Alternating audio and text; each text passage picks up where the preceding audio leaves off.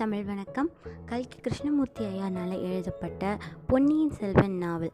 இந்த நாவலோட சித்திர கதை பகுதியை நாம் இனிமேல் தொடர்ந்து ஒரு சீக்வன்ஸாக பார்க்க போகிறோம். வாங்க கதைக்குள்ளே போகலாம். வீராணத்தி ஏரி ஆடி 18ஆம் தேதியிலிருந்து நம்மளோட கதை தொடங்குது. இதோ வீராணத்தி ஏரி, நல்லா பார்த்துக்கோங்க. இங்கிருந்து தான் நம்ம கதை ஸ்டார்ட் ஆக போகுது.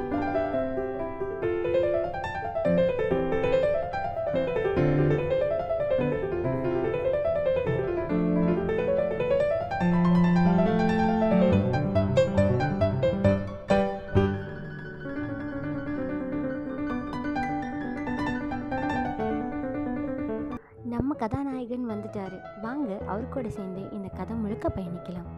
கதாநாயகன் வல்லவராயன் வந்தியத்தேவன், வானர குல வீரன், எதிர்கால சோழ சாம்ராஜ்யத்தின் சேனாதிபதியாக இருக்க போகிறவர்.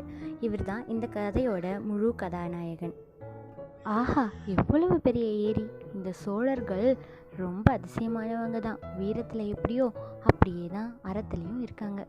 சோழர்களோட பெருமையை பற்றி நினச்சிட்டு அப்படியே வேடிக்கை பார்த்துட்டு வந்துட்டு இருந்தேன் நம்ம வந்தியத்தேவனை அங்கேருந்து ஒரு பாட்டி கூப்பிட்டு, தம்பி ரொம்ப தூரம் வந்திருக்க போல இருக்கு, ரொம்ப கழிச்சிருக்க, குதிரையிலேருந்து இறங்கி வந்து கொஞ்சம் கூட்டாஞ்சோறு சாப்பிடு அப்படின்னு கூப்பிட்டாங்க.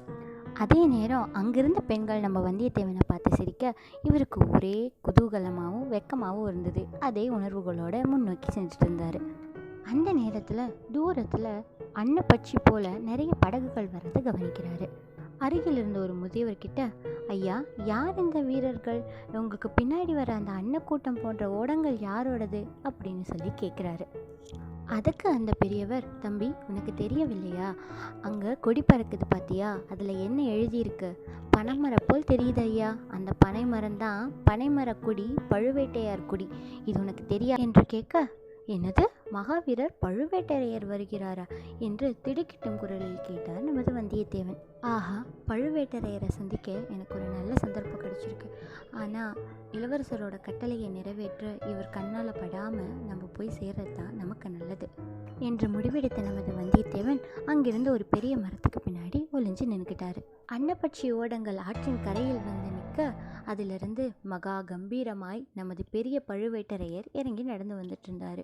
அப்போது அங்கு நின்ற ஜனக்கூட்டங்கள் எல்லாம் அவரை பற்றி கிசுகிசுக்க ஆரம்பித்தாங்க.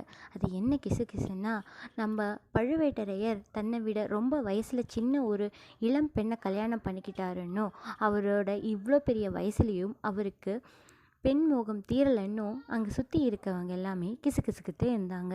நின்றுட்டுருக்க நம்ம வந்தியத்தேவன் பெரிய பழுவேட்டரையரை வரவேற்க செய்திருந்த ஏற்பாடுகளை பார்த்து ரொம்ப அதிசயிச்சு, இந்த சோழ சாம்ராஜ்யத்துக்கே தன மற்றும் தானிய அதிகாரியாக இருக்கிற பெரிய பழுவேட்டரையர் தன்னுடைய 60வது வயதிலையும் இவ்வளோ கம்பீரமாக இருக்க பெரிய பழுவேட்டரையர் 24 போரில் கலந்து தன்னோட உடம்பில் 62 காயங்களை வாங்கியிருக்க இந்த பெரிய பழுவேட்டரையர், அவரை பார்க்க வாய்ப்பு கிடைச்சது நமது பாக்கியம்தான் அப்படின்னு நினச்சிட்டு தன்னோட பயணத்தை மேல் நோக்கி தொடர்றாரு.